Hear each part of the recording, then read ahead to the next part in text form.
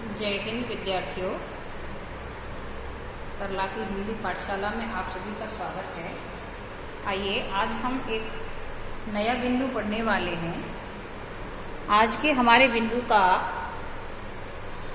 विषय है संदेश लेखन। ये आपकी परीक्षा में 2020 और 21 में एक नया बिंदु जोड़ा गया है। पहले 10th क्लास की परीक्षा में निबंध लेखन आता था, इस बार निबंध लेखन को हटाया गया है और एक टॉपिक तो आपका ये जोड़ा गया है संदेश लेखन का, और एक टॉपिक आपका अनुच्छेद लेखन का जोड़ा गया है। अनुच्छेद लेखन हम अगली वीडियो में स्पष्ट करेंगे। पहले हम संदेश लेखन समझ लेते हैं। संदेश लेखन होता क्या है?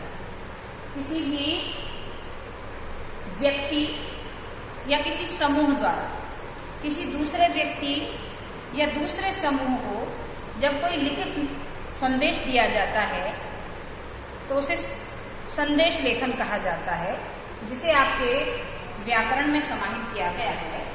इसको हम ऐसे समझें, किसी एक व्यक्ति या समूह द्वारा किसी दूसरे व्यक्ति या समूह को लिखित रूप में भेजे जाने वाले विचार, जानकारी, संदेश कहलाते हैं।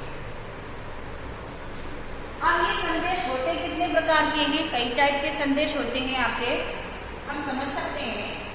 इनको हम अलग अलग भागों में बांट लेते हैं। जैसे शुभकामना संदेश, इनमें आपके जन्मदिवस से संबंधित, प्रतियोगिताओं से संबंधित, परीक्षाओं से संबंधित, यात्रा से संबंधित लोगों द्वारा जो शुभकामनाएं दी जाती हैं संदेश के रूप में, लिखित रूप में, वो इसके अंतर्गत आती है। दूसरे नंबर पे आता है आपका बधाई संदेश। बधाई संदेशों में किसी के पुत्र पैदा हुआ है, किसी की प्रोन्नति हुई है, किसी की जॉब लगी है, किसी की शादी हुई है, किसी के नए घर में प्रवेश हुआ है, किसी का ट्रांसफर हुआ है पदोन्नत होकर, आदि आदि प्रकार के बधाई के संदेश देना इसके अंतर्गत आता है। शोक संदेश, शोक संदेश में किसी भी व्यक्ति की परिवार में मृत्यु होने पर उसकी सूचना अखबार में देना, ये भी शोक संदेश है। उठावनी की सूचना देना, ये भी शोक संदेश है। जिस व्यक्ति के परिवार में मृत्यु हुई है उस व्यक्ति के परिवार के लिए सांत्वना संदेश लिखना भी इसके अंतर्गत आता है। तो इस प्रकार मृत्यु होने पर सूचना देना, शोक व्यक्त करना, उठावनी में संदेश देना, ये भी आपका इसी के अंतर्गत आता है। इसके अलावा विभिन्न अवसरों पर भी बहुत सारे संदेश दिए जाते हैं।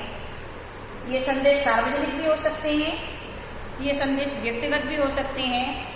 जैसे होली, दिवाली, स्वतंत्रता दिवस, घर में कोई किसी प्रकार के आयोजन हो रहे हैं, उससे संबंधित संदेश भी हो सकते हैं। ये विभिन्न अवसरों पर दिए जाते हैं। समय समय पर भारत गवर्नमेंट के द्वारा भी देशवासियों के लिए संदेश दिए जाते हैं। अभी फिलहाल में लॉकडाउन टाइम पर प्रधानमंत्री नरेंद्र मोदी जी ने भी संदेश दिया देशवासियों को, नवरात्रि की शुभकामनाएं भी दी और यह भी कहा, साथ में अपील भी की कि घर में रहें, सुरक्षित रहें, सावधान रहें। तो संदेशों को हम इस कैटेगरी में बांटते हैं। संदेश जो मुख्य रूप से संदेश के बिंदु हैं वो ध्यान देने योग्य ये हैं कि संदेश की जो भाषा होती है वो विनम्र होती है, शालीनता पूर्वक होती है। संदेश अधिक बड़ा नहीं होता है, अधिकतम 30-40 शब्दों का होता है। और संदेश के 2 प्रकार के फॉर्मेट होते हैं। ऐसे संदेश जो अग्रिम रूप से दिए जाते हैं, वो डायरेक्ट लिखे जाते हैं, उनमें दिन दिनांक समय नहीं होता है। कुछ संदेश ऐसे होते हैं जिनका प्रूफ होता है कि किस डेट और किस समय पर दिया गया। अभी मैंने जैसे कहा, प्रधानमंत्री नरेंद्र मोदी ने फर्स्ट लॉकडाउन जब हुआ था तो भारतवासियों को जो संदेश दिया था उस तरह था। यहाँ 20 मार्च पड़ा हुआ था, यहाँ समय 7 बजे, तो यहाँ नरेंद्र मोदी, और बीच में वो संदेश था। इस प्रकार संदेश के दो फॉर्मेट होते हैं। एक फॉर्मेट में दिन, दिनांक, समय और नाम रहता है, दूसरे फॉर्मेट में सीधा लिखा जाता है। आपको विद्यार्थियों विशेष ध्यान ये देना है कि अगर परीक्षा में इस तरह का प्रश्न आ रहा है और उस प्रश्न में पूछा जा रहा है कि आप इस नाम के व्यक्ति हैं और इस नाम के व्यक्ति के या संस्था के लिए आपको संदेश लिखना है, तो आप उसी नाम से अपना संदेश लिखेंगे।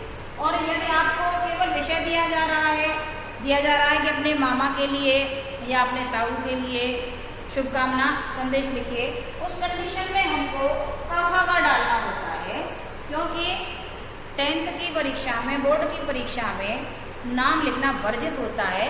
तो अपने नाम के स्थान पर आप केवल क ख ग डालेंगे।